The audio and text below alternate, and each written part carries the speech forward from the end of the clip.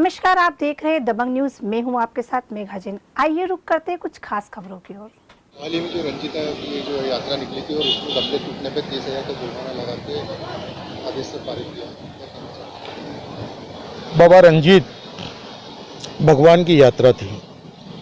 इंदौर में खजराना गणेश मंदिर, रंजीत हनुमान मंदिर और बिजासन माता मंदिर सरकारी नियंत्रण में है। व्यवस्थापक कलेक्टर हैं। इस मंदिर की यात्रा में सम्मिलित होने के लिए मुख्यमंत्री को और गृह मंत्री को निमंत्रण पत्र दिया गया था।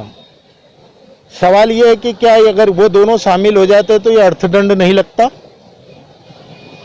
इंदौर में सांसद शंकर लालवानी बैनर और पोस्टर बार बार जगह जगह लगा करके राष्ट्रीय जो प्रतिमाएं हैं महापुरुषों की, उन पर लगा करके संपत्ति विरूपण अधिनियम का अपराध कारित करते हैं।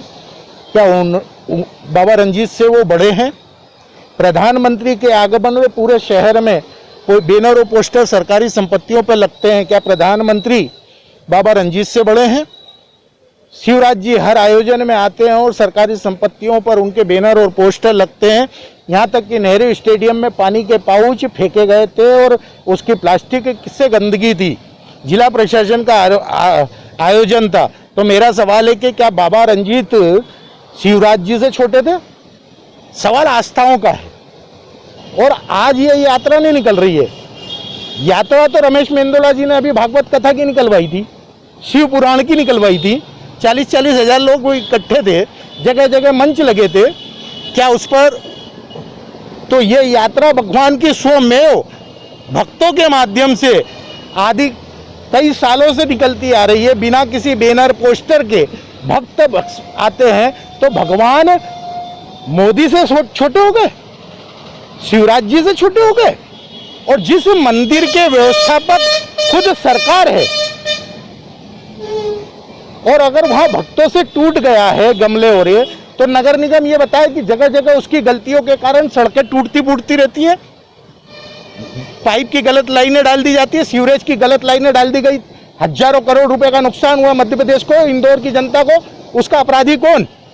यह आस्था पे प्रहार है। और मैं कहता हूं हिंद रक्षक के एकलव्य गौड़ जी से कि जब एक बीमार के कहने पर केवल एसडीएम ने यह कहा था कि एक समय पर लाउड स्पीकर धीमा बजाए, तब उनकी आस्थाएं घायल हो गई थी।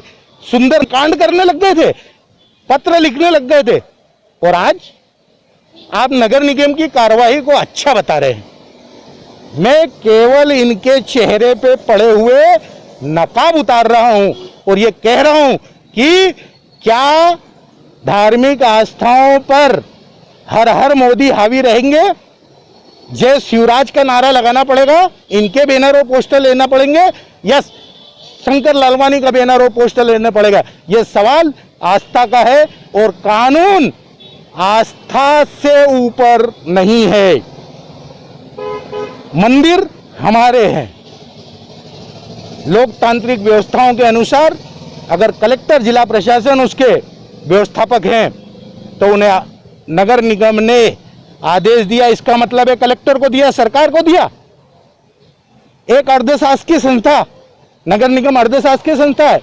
संविदा पर आया हुआ अपर आयुक्त है ना, अस्थायी नौकर देवेंद्र सिंह 31 कर्मचारियों की सेवा लेता है।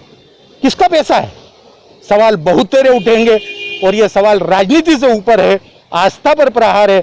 30,000 रुपए कई लोग भरने को तैयार हैं, लेकिन सवाल दंड का नहीं है। सवाल यह है कि किस प्रकार से आपने नोटिस दिया। इस चैनल से जुड़े रहने के लिए सब्सक्राइब करें दबंग न्यूज को और बेल आइकन पर प्रेस करना बिल्कुल ना भूलें।